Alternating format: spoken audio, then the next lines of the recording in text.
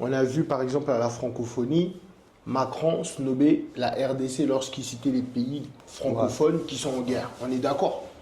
Mais comment est-ce que les Congolais arrivent à brûler des ambassades des autres pays à Kinshasa, mais ils n'arrivent pas à pointer du doigt par exemple des artistes comme Fally Ipupa qui vont danser pour Macron ou boire la bière à Bandal et danser pour Macron à la francophonie? À part la problématique, c'est le niveau de conscience de chacun. Par exemple, je dis souvent, si on avait réussi à conscientiser les musiciens congolais, je pense que ces dérives-là n'arriveraient pas. C'est les élites qui posent problème.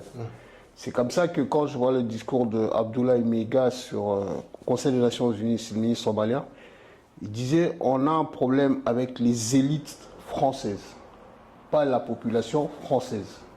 Maintenant, si le Congo est en guerre avec le Rwanda, ce n'est pas avec la population rwandaise. C'est avec les élites rwandaises qui agissent pour des intérêts personnels, mais qui mettent ça sous couvert d'intérêt général. C'est comme ça que je dis souvent, Lumumba, quand il nous avait dit que le Congo exige de nous de la grandeur, beaucoup de Congolais n'avaient pas compris l'importance de ce message-là. Parce que nous, les Noirs, excuse-moi, on est un peu divisés dans tous les niveaux. Par exemple, dans nos pays, on est divisé par rapport aux ethnies. Quand tu arrives en Afrique, on est divisé par rapport à nos langues. Et lorsque tu es à l'extérieur, ici par exemple en Europe, on est divisé par rapport à nos religions. C'est ça. Donc ça veut dire qu'un Noir qui est musulman se sent plus proche d'un Arabe et un Noir qui est chrétien se sent plus proche d'un Blanc. Voilà qui relance l'opération de surprise.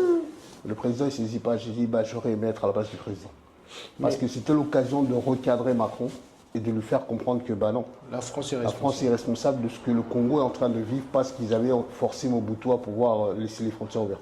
Là maintenant on arrive. Il faut qu'on essaye d'arriver aussi à dire à certains de nos frères que nos présidents, ils réagissent par rapport à leur intérêt. Ils ne réagissent pas par rapport aux intérêts des peuples.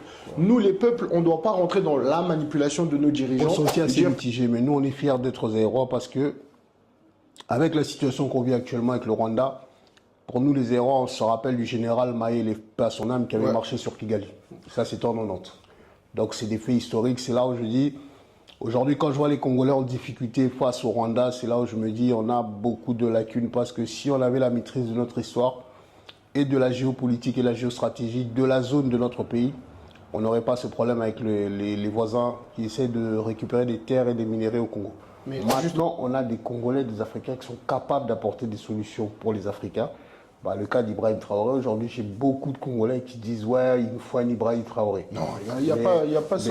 C'est à vous de créer l'Ibrahim Traoré. C'est à nous de créer. C'est là où Laurent Désiré Kabila,